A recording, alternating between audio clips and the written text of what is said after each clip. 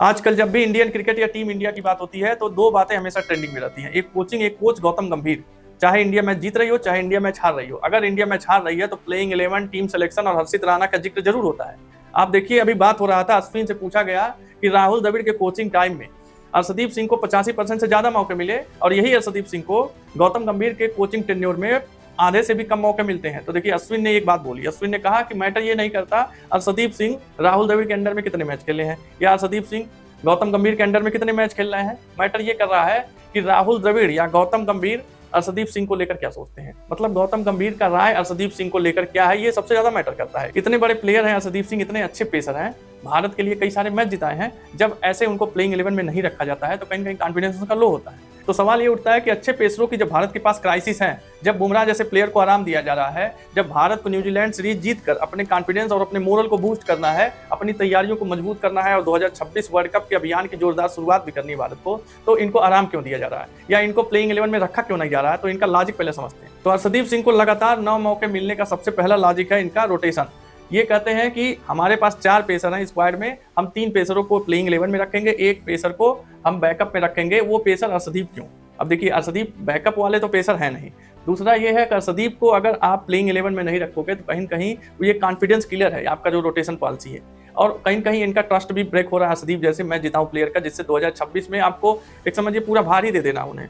बुमराह के साथ वही आगाज करते हुए दिखेंगे, तो उनको अभी कॉन्फिडेंस उनका बूस्ट करना है, तो लगातार उन्हें मौके देने चाहिए। दूसरा तर्क ये रहता है गौतम गंभीर का कि अर्शदीप जैसे लोग सीक्रेट वेपन है भारत के लिए, मेजर टूर्नामेंट में उनको मौका मिलेगा, छोटे मोटे बायलेटरल सीरीज में उनको दूर रखा जाएगा या फिर ज्यादा ज्यादा आराम दिया जाएगा। तो देखिए, बात तो सही है, लेकिन सही बात है, ये ऐसा करना चाहिए, लेकिन तब जब आपके पास मैच जिताऊं पेसर भर भर के हों। सिराज अगर फॉर्म में होते, हर्षित राणा विकेट टेकर होते, तो मानते कि अर्शदीप सिंह को ज्यादा मौके न दीजिए, इनको रखिए, एक तरह से सीक्रेसी मेंटेन करिए ताकि 2026 के वर्ल्ड कप में इनको इंट्रोड्यूस कराइए तो भारत के लिए मैच जिताऊ साबित हो। लेकिन अभी स्थिति ये है कि बुमराह भी नहीं है, अर्शदीप भी नहीं है और न्यूजीलैंड से भारत हार रही है अपने ही देश में, तो कहीं कहीं कॉन्फिडेंस लो हो रहा है, क्योंकि ओडीआई के कुछ प्लेयर T20 भी खेलेंगे और यही प्लेयर जाएंगे 2026 वर्ल्ड कप भी खेलेंगे। देखिए, गौतम गंभीर की एक लॉजिक और है कि 2027 के लिए 3 पेसर को सिक्योर कर रहे हैं, जसप्रीत बुमराह, हार्दिक पांड्या, अर्शदीप सिंह। अच्छी बात है, लॉन्ग टर्म पे अर्शदीप सिंह जैसे पेसर को कंसीडर किया जा रहा है, लेकिन ये भी बात सही है कि पेसरों की बहुत ज्यादा वैलिडिटी होती नहीं है। 6 महीना साल भर में पेसर पता ही नहीं चलता है। देखिए, मोहम्मद शमी थे,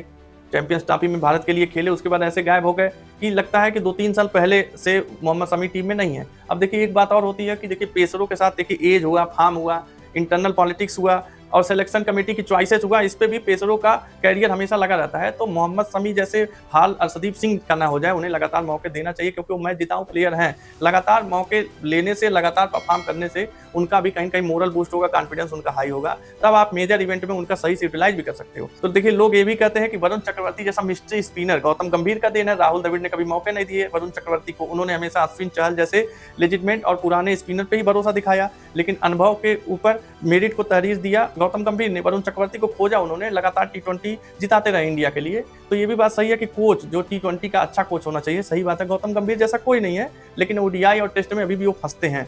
तो ये भी एक कहा जाता है कि राहुल द्रविड़ टीम बनाते थे और गौतम गंभीर कैंप बनाते हैं। तो आपका इस बारे में क्या कहना है, आप कमेंट में बताइएगा, और आपको वीडियो समझ में आए तो चैनल को सब्सक्राइब जरूर करिएगा।